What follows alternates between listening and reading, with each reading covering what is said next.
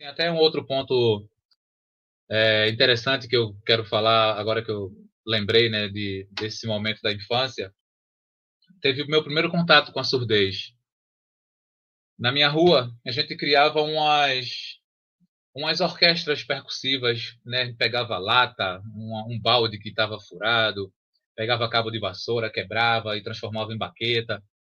Todo ano eu me juntava com 4 ou 5 vizinhos, e em vez de a gente jogar bola, a gente ia batucar.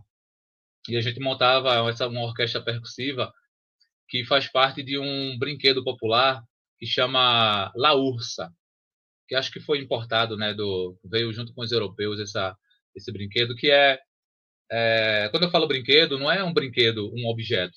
Brinquedo é uma manifestação cultural popular.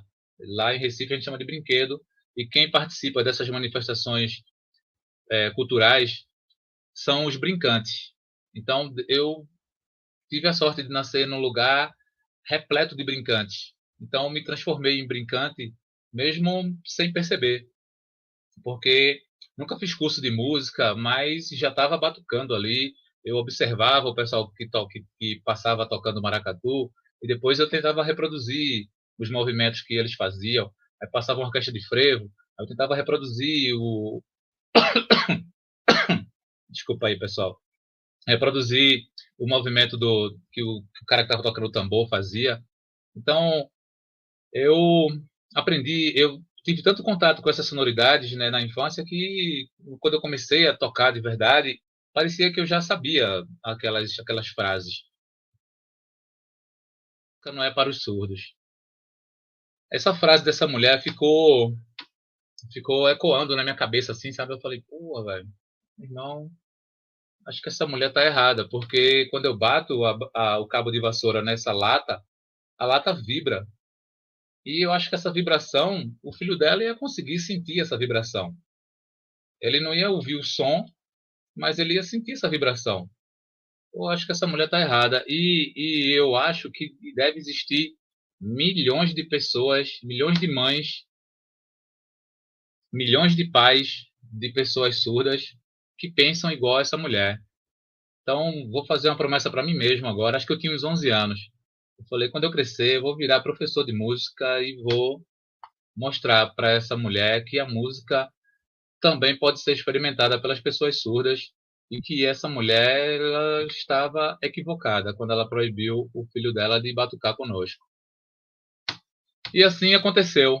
Me transformei no super-herói, comecei a enxergar ainda mais os superpoderes das pessoas e virei um batuqueiro educador, griot, e vivo descobrindo o batuqueiro do silêncio pelo país inteiro, através das técnicas e dos métodos e dos equipamentos que eu criei para viver essa aventura musical inclusiva pela comunidade surda. Há recursos luminosos para falar do ritmo. E aí, no começo, eu comecei, não sei se tá bem fraquinha essa pilha. No começo eu usava lanternas, como essa aqui, ó. Uma lanterna em cada mão. E aí eu comecei a conduzir as primeiras batucadas com os alunos. Às vezes, o, às vezes o, a solução para algum problema que a gente encontra quando a gente iniciou algum projeto que vai proporcionar o bem para tanta gente inclusive levando a música, espalhando a música. Às vezes o recurso está mais perto da gente do que a gente imagina, sabe? A gente fica esperando chegar o dinheiro, esperando chegar a tecnologia certa. Essa aqui ainda é muito moderna para que eu comecei. E a lanterna que eu comecei o projeto em 2009, eu dei um rolê lá em Recife, fui em muitas lojas e a lanterna mais simples e mais barata que eu achei era a que mais funcionava para o que eu queria, porque as outras tinha uma resposta assim no gatilho aqui, né, que acende ela, tinha uma resposta um pouco demorada, sabe? A gente apertava o botão e a luz demorava para acender. E essa lanterna mais barata, ela tinha uma resposta exata assim. Eu falei, pô, isso demonstra que às vezes a solução é mais simples do que a gente imagina. E aí eu pensei, pô, eu vou sistematizar essa metodologia. Vai começar com exercícios de percussão corporal, para que eles entendam que o nosso principal instrumento é o nosso corpo. E que alguns amigos me questionaram falando, alguns amigos não, né? Alguns diretores de escolas de surdos que eu procurei no começo do projeto, quando eu demonstrei, falei, não, vou fazer um exercício de percussão que é bate 2 palmas, depois bate 3 na perna, depois bate uma palma e depois bate 2 com o pé. Tum, tum.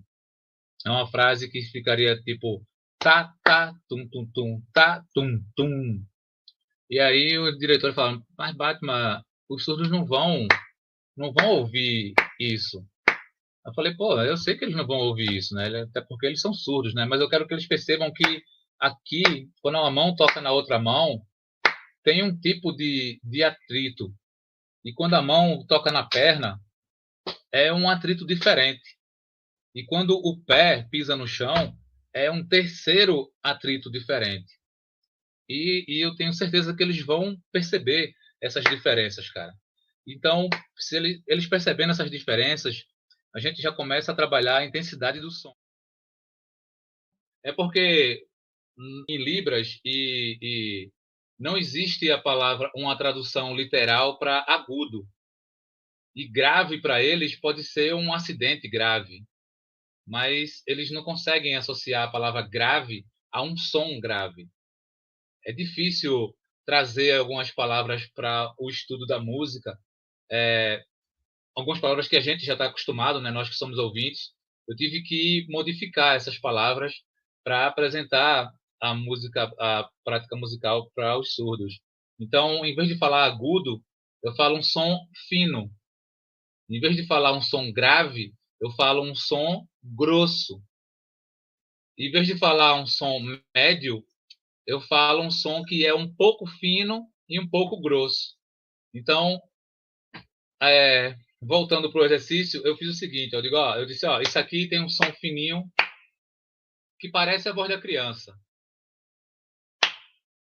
Esse som do pé pisando no chão com força, um som forte, é um som grosso que parece a voz do homem. Então, esse som da mesa, que é um pouquinho fino e um pouquinho grosso, parece a voz de quem?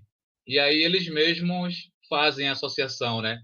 Se isso aqui é a criança, isso aqui é o homem, então isso aqui só pode ser a mulher. Então, nessa frase, a criança faz a pergunta, a mulher responde, depois a criança faz uma outra pergunta, e aí o homem responde. No segundo pedaço da frase, a criança faz uma outra pergunta diferente da primeira, que é só uma palma. A mulher responde, a criança pergunta de novo e o homem responde. Então, com isso, a gente explica, né, que para fazer música a gente usa perguntas e respostas. E também é possível trabalhar a questão da intensidade do som, quando a gente explica, né, que isso aqui é um som fino e que isso aqui é um som grave, um som forte, um som pesado, né, um som que estremece. Então, são com recursos simples, agora tem que ter muita criatividade, tem que ter muita sagacidade, sabe? A gente tem que perceber. Às vezes, eles chegam na sala de aula com uma dúvida a respeito da aula anterior, e a partir dessa dúvida deles, a gente desenvolve a gente desenvolve uma maneira de explicar um outro assunto, sacou? A gente volta no assunto que ele não entendeu, mas do jeito que ele traz a dúvida, já é um indício de por onde a gente pode caminhar para trazer o próximo assunto do estudo da música e apresentar para eles. Agora eles percebem ali que tem duas mínimas sendo tocadas. E onde tem a cor azul, não deixou de existir a cor vermelha. Eles sabem que continua o pulso ali. Só que agora tem pulso e som. E onde tem o vermelho é só o pulso. E voltando, acabei esquecendo do quando eu estava lá no congresso em Vitória do Espírito Santo. Peraí, galera, deixa eu esqueci de trazer para cá uma lâmpada grande, velho. Pô, me desculpem aí. Deixa eu ver se tem alguma coisa aqui nessa bagunça. Mas vocês vão entender. Então, quando eu fui apresentar essa minha pesquisa nesse congresso lá em Vitória, aí tinha um cara na plateia que eu não conhecia ele, sabe? Ele aparentemente era um cara muito respeitado, muito conhecido nesse universo que eu falei, sabe? Dos professores de música que, que respeitam mais a academia do que eu, entendeu? Então, nesse universo assim que a galera, pô, o pessoal anda sempre, parece que nem pisa no chão, sabe? O ego deles é que levanta eles, e são as pessoas que. E aí, eu sei que quando ele chegou, teve um alvoroço lá, todo mundo querendo tirar foto com ele, mas eu nem sabia quem era ele, sabe? Na verdade, de verdade, eu nunca tinha escutado falar, nunca tinha visto foto dele, mas ele parecia ser um cara muito importante, assim. Mas aí ele sentou na primeira fila, né? E aí eu apresentei o metrônomo, exatamente como eu falei para vocês agora aqui. E aí, quando eu disse para eles que com a lâmpada grande, a gente. Porque aqui a gente está usando só lâmpadas pequenas, mas eu também uso. Eu não sei se vai ficar feio eu levantar e pegar essa lâmpada ou se só mostro. Pô, eu tinha deixado aqui. Ah, tem aqui. Olha aí. Então, com a lâmpada grande, a gente fala das colcheias e semicolcheias.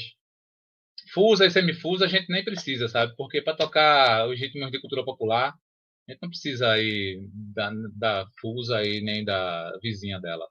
A gente vai até a semicocheia e tá tranquilo. É o suficiente para tocar maracatu, samba, ciranda. Porque importante também lembrar que quando eu criei esse projeto, né, eu queria promover um resgate da identidade cultural desses jovens.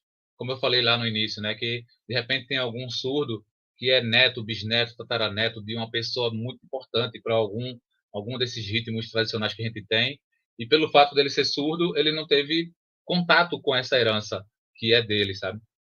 E aí é, foi pensando nisso que eu construí esse, que eu fiz o que eu criei o projeto e que criei esse equipamento. Mas como eu estava explicando lá em Vitória, e com a lâmpada grande a gente explica as colcheias e semicolcheias, é simplesmente porque eu mostrei para o meu aluno uma lâmpada grande e falei para eles que quando acender uma lâmpada grande, é para a gente pensar que dentro da grande tem duas pequenas. Então, quando acender a lâmpada grande, toca duas vezes, mas o pé continua marcando um único pulso. Então, com as lâmpadas grandes, a gente trabalha as colcheias e semicolcheias. E com as lâmpadas pequenas, a gente trabalha as mínimas e as semínimas. E a semibreve também, se precisar. Então, quando eu falei isso, velho, esse cara, eu percebi que ele se contorceu assim na cadeira, sabe? Aí eu falei, e aí, professor, alguma pergunta? Aí ele, Batman, posso lhe chamar de Batman? Eu falei, claro, todo mundo me chama de Batman. Ele, como é que você tem a ousadia de usar uma lâmpada grande para falar de uma figura de tempo que tem um valor numérico menor, inferior ao valor das figuras de tempo que você apresenta com a lâmpada pequena? Você não percebe que isso é uma inversão assim do raciocínio? Aí eu falei, pô, professor, tem sentido aí a sua pergunta, mas eu não quero transformar. Quando eu criei esse projeto, eu não queria transformar nenhum dos nossos alunos num virtuoso da música, não, cara. Eu só queria que eles entendessem que a prática musical pode fazer parte da cultura surda. Tem muitos surdos que gostam de poesia, muitos surdos que gostam de dança, e a música é o combustível para poesia e para dança. Então, se eu inverti o raciocínio, me perdoe, mas eu vou continuar invertendo o que precisar inverter para conseguir o objetivo que a gente quer, que é mostrar que a música também é para os surdos, que a prática musical vai trazer muitos benefícios para a vida dele, porque com a prática musical a gente melhora o nosso raciocínio, a nossa percepção, a nossa concentração, a coordenação motora, entre outros, entre outras coisas, né, que são fundamentais assim para nosso desenvolvimento cognitivo. Então, se o senhor se incomodou aí com essa lógica inversa que eu fiz de usar uma lâmpada grande para falar de uma figura que tem um valor matemático menor do que a figura que eu uso a lâmpada pequena para falar, então me desculpe aí, mas eu vou. É porque a música veio para o Brasil de um jeito muito embalado, assim, sabe? Veio da Europa, uma embalagem muito blindada e que ninguém pode mexer e tal. E, meu irmão, isso nunca me encheu os olhos, sabe? Eu sempre fiz música e gostei de fazer música do jeito mais simples e natural possível. No, passei por escolas de música, mas eu gostava muito mais de estar lá no terreiro de candomblé, batucando com as nações de maracatu, lá na praia, tocando com os grupos de ciranda e aprendendo com os mestres cirandeiros. Isso trouxe muito mais é, conhecimento para minha formação do que os livros, os diversos livros que eu li, sabe? Eu falei isso para ele lá, aí ele deu outra contorcida na cadeira assim e falou: "Tá bom, Batman, você explicou bem. Parabéns aí pela sua pesquisa. E isso aí que você criou é uma tecnologia assistiva na educação musical brasileira." Aí eu falei: "É mesmo? Tá reconhecido agora aqui por vocês como uma tecnologia assistiva?" Eles falaram: "Sim, pô, o que você criou aí é algo que eu até vou comprar a licença desse seu equipamento para usar com meus alunos ouvintes, porque sem querer você matou uma charada que é difícil demais para um professor de música no início, que é explicar como é a questão do tempo na música, o andamento, a velocidade, e esse seu equipamento aí resolve essas questões." Eu falei: "Pô, então viva a música e sigamos, né, promovendo inclusão, que a inclusão é o único caminho." E essa foi foi o dia que eu descobri que eu tinha que esse equipamento aqui é uma tecnologia assistiva na educação musical brasileira. Entender? Eu vi agora que o Jonathan apareceu aí, tem algum aviso aí? Tu vai falar do Sim. tempo? Diz aí, como é que eu vou falando e Não, acho que só entrar para interagir um pouquinho, tem várias perguntas, né, muitas dúvidas do pessoal. Primeiro, acho que podia falar um pouquinho o nome do aparelho, né, que tu criou. Acho que tu não falou, tá? Só para tirar uma dúvida, qual é o nome e como é que tu regula essa questão da intensidade e da velocidade das luzes. beleza. Então, o nome é metrônomo visual, né? Tudo é muito óbvio os nomes que eu coloco nesse projeto, né? O Muse Libras tem esse sinal, que é o sinal da música, e o sinal da Libras. Batuqueiro do Silêncio tem esse sinal, que é o sinal da Libras, e o sinal de uma baqueta, né, tocando. Eu precisei usar esses nomes e esses sinais bem óbvios para facilitar para os surdos, para não assim não facilitar a compreensão, para facilitar a adesão, entendeu? E até esqueci de falar quando um amigo meu, né, falou dos tambores que acendiam, né, numa apresentação que a gente fez, a primeira apresentação que a gente fez em Recife, utilizando esses tambores que acendem. Aí o meu amigo chegou e perguntou: "Isso aí é um recurso pedagógico?" Aí eu falei: "Não, meu irmão.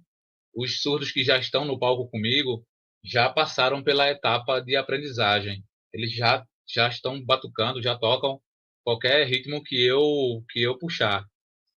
Esses tambores acendendo é para proporcionar inclusão para os surdos que estão nos assistindo, porque os surdos que estiverem na plateia, eles não vão ouvir o nosso som, mas eles vão enxergar o nosso ritmo, porque os tambores acendem como um painel, tipo um equalizador, sabe? Quando toca muito forte, ele acende todo, quando toca fraco, ele acende até a metade, quando toca mais fraco, ele até acende só um pouquinho, assim.